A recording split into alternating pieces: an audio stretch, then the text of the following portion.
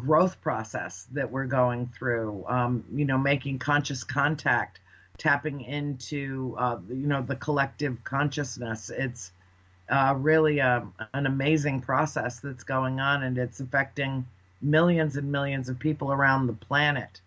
So the way I look at it is, if we're all evolving and being given this information to help enlighten us on our journey through this new age and into the age of Aquarius and into this higher realm of comprehension, then I feel very grateful, and I feel very humbled. There's so much more, technologically advanced, so much more socially evolved, so much more spiritually connected than we are. We have a tendency to make God small to fit our construct, or what we think of as the prime creator or source energy, the infinite intelligence of the universe. Right. And so we make that into something that is much smaller and easier for us to digest. In our Judeo-Christian culture, it's a man with big robes and a beard and a scepter and sits in a throne, according to, the Roman Catholic tradition, pearly gates and all of that. But I don't really think that that's the truth of our existence, Kat. I think that chances are really good that if there was a Messiah, and I do believe that Jesus Christ walked the earth, I do believe that we have completely degenerated the message of love that he left to teach us how to interact with each other, so that we could be welcomed into the greater good, the higher realms. And all we did was kill him. But I think that chances are really good that if Jesus Christ is the Son of God, that he is probably an extraterrestrial, and what we worship as God is a creative race that hybridized and created us. Well, I think that there's a lot of truth to that because of the history that has been found and is never discussed here, at least. It's so obvious. You have these depictions of carvings and graphics all around the planet, almost identical all the way around the planet. Same time frame, all the way around the planet. I mean, just kind of one of those things that, that's a coincidence, right? So not. Except there is no such thing as coincidence. No, there's not. And I get so offended. My husband actually, he'll review my evidence from my paranormal investigating, right? But he has actually become very involved and fully supportive of my coverage of the ancient alien cons, and the information that is put out, particularly by the Egyptologists and that type thing, because it's right there in front of your face. Mm-hmm.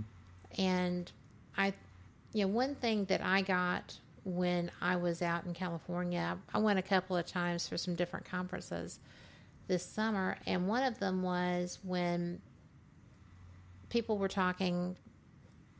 I was fortunate enough to hear Eric Van Daniken several times, but one of the comments that I got was, you're not going to get a craft on the White House lawn. If you want disclosure, you're looking at it. They're letting us do this. Nobody is trying to stop us. Mm-hmm. They know it's coming. And I think that's why those videos were released, because they know it's coming. Yeah. And, there's not going... How are you going to stop that? They can't possibly. That's why they're trying to get information out there, even if it is pseudo information. There are people that are telling the truth, and they're not crazy. No, they're not. They're experiencers. They're contactees. Yes. And we have a question. We're going to have to go to break, but we have a question from Jacob when we get back relevant to contactees and the different classifications of people. And I'm sorry, these breaks are so necessary, but I sure do hate stopping the conversation. I love this. We'll be right back.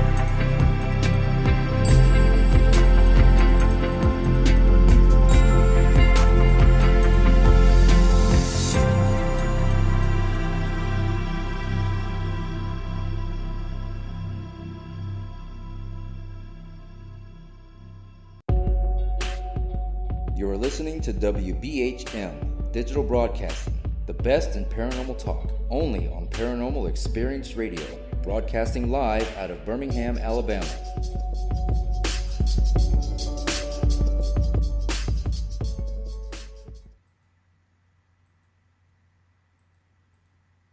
And just like that, here we are. Andrea, I appreciate so much this conversation because, it's been fascinating just the parts that we've covered so far. When you were talking about galactic family, that includes everybody, right? Yes. And I know, out of curiosity, do you have a galactic passport? I have I have been off world, and I I didn't really go into it a lot in the book. A little bit. I went into it a little bit, but it was very interesting because I don't know if you know Chase Klutsky, but she's a good Very friend of well. mine. Yes, I do And know her. and we were at the Star Works Symposium together a couple of years ago in a food line at the big gala dinner that they have. And we were talking about, she was standing in front of me, and somebody asked her if she thought she'd ever been off planet. And she said, well, yes. And she looked at me, and I looked at her, and I said, it's blue on blue on blue on blue. And then she looked me dead in the eyes and she said with me, and it has two moons. Get And out. we That is just so put our weird. plates down on the table and embraced each other and said, we're from the same place. I think that my sensory perceptions, the deepest soul connection that I feel tells me Pleiades. Right. The Pleiadians are my most profound connection. I also know that I'm deeply entrenched with the Arcturians. I know that I have connections to the ancient Anunnaki, um, and several other races as well. And I gauge that not only in terms of the different resonating messages that I receive from different races, but the wide variety of vessels that I see. Uh, and so I don't know who goes with what vessel. I'm sure someday I will, but it doesn't matter to me. It doesn't matter. To all that matters to me is that they're here, Right. and that they're engaging with us, that they're communicating with us, that we have conscious contact. That is literally all that matters to me. In the same way that I don't care what the spirits at the farm had for names during their lives, that they exist is what always seemed absolutely mystical and miraculous to me. So none of them ever walked up and said, hello, my name is. So that being said, it was a guessing game based on historical ledgers and records that were available. And I don't care. I don't care. I know what I saw. I know what I experienced in the farm. And I think that in a way, the spiritual realm and what we experienced at the farm was in fact a gateway for us, each one of us, to learn how to interpret what we saw extra dimensionally, interdimensionally.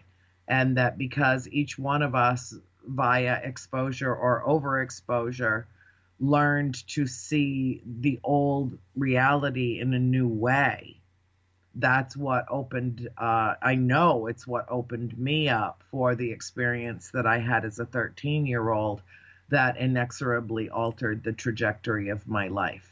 I have been a ufologist way before that term was even invented, and have devoured everything that I can find in terms of informing myself.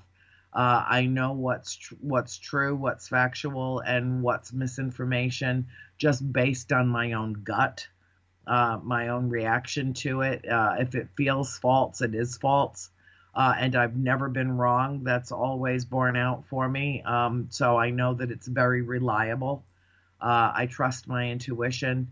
And I know that as the contact occurs, at each time that it occurs, it opens me up incrementally more so that I have the capacity to receive more. And therein, I think, lies the willingness, the surrender to it, Yes. because there's nothing to fear. Absolutely nothing to fear. They are so much more sophisticated than we are in every conceivable way, that if they posed a threat to us and to the existence of humanity, any damage that they wanted to do, any pain they wanted to inflict on us, they could have done millennia ago. They aren't here to hurt us. They're here to help us. They're here to raise the consciousness of this planet simply by hovering around it, by being, having their presence known to countless thousands and millions of people around the planet, who then must dig deeply into themselves, into their own souls, until they penetrate their own fear and release it and begin to share what they have experienced and talk about it and speak their truth. And that's what's changing the world. We are the point of disclosure. I would agree with that. I have a question for you though. If they are if they are I guess, training us, educating us, prepping us, are they going to allow